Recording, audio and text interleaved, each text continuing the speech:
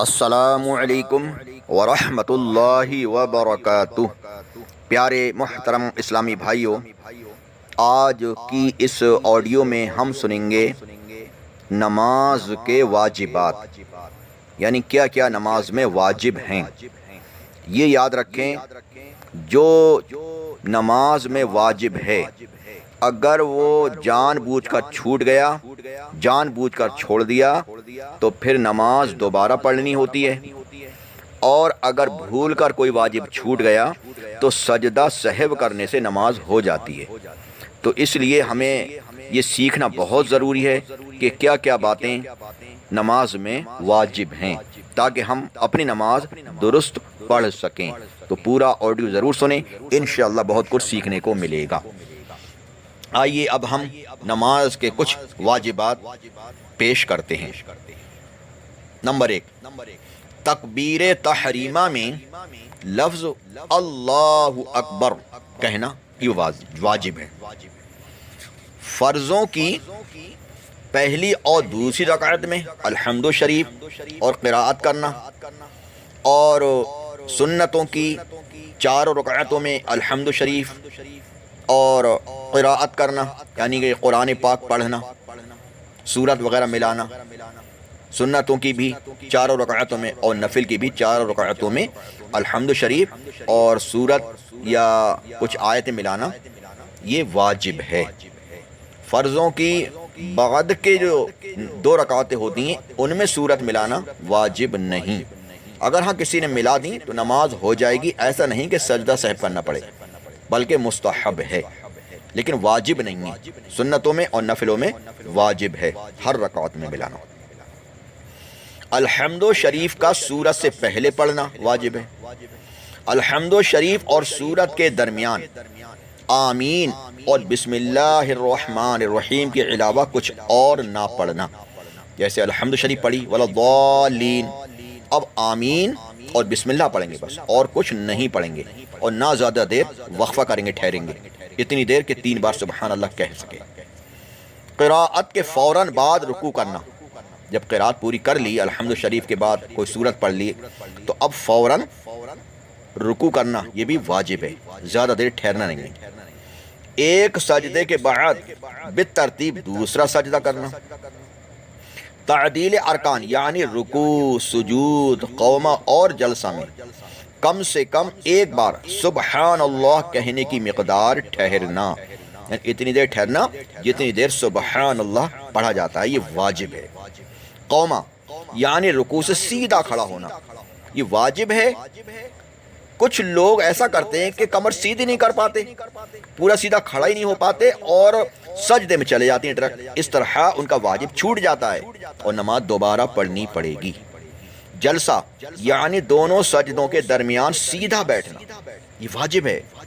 کچھ لوگ جلد بازی کی وجہ سے برابر سیدھے بیٹھنے سے پہلے ہی سجدے میں چلے جاتے ہیں، آرام سے بیٹھنا ضروری ہے نا، یہ اس طرح ان کا واجب چھوٹ جاتا ہے۔ پیارے بھائیوں، چاہے کتنی ہی جلدی ہو سیدھا بیٹھنا لازمی ہے، ورنہ نماز مکروہ تحریمی واجب الاعادہ یعنی دوبارہ پڑھنی پڑے گی۔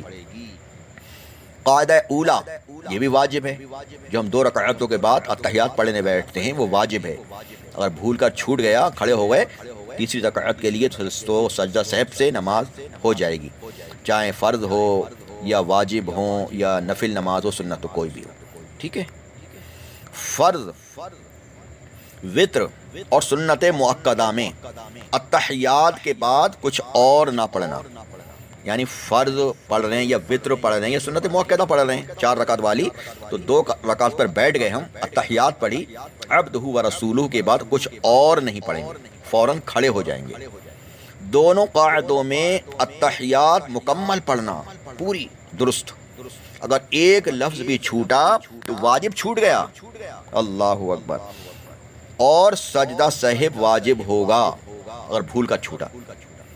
فرض، وتر اور سنت مؤکدہ کے قاعدہ اولا میں اتحیات کے بعد اگر بے خیالی میں یعنی بھول کر اللہم صلی علی محمد یا اللہم صلی علی سیدنا پڑھ لیا تو سجدہ سہو واجب ہو گیا، یا یہ نہیں پڑھا تھا اور اتنی دیر بیٹھا رہا وہ کہ اللہم صلی علی محمد پڑھ سکتے تھے، تب بھی سجدہ سہو واجب ہو گیا، اور اگر جان بوجھ کر کہا تو نماز لوٹانا واجب ہے۔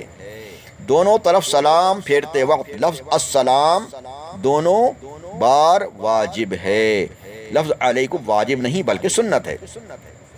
وطر میں تکبیر قنوت، یعنی جو تیسری رکعت میں ہم جو دعائے قنوت پڑھنے کے لیے ہاتھ اٹھاتے ہیں وہ تکبیر بھی واجب ہے۔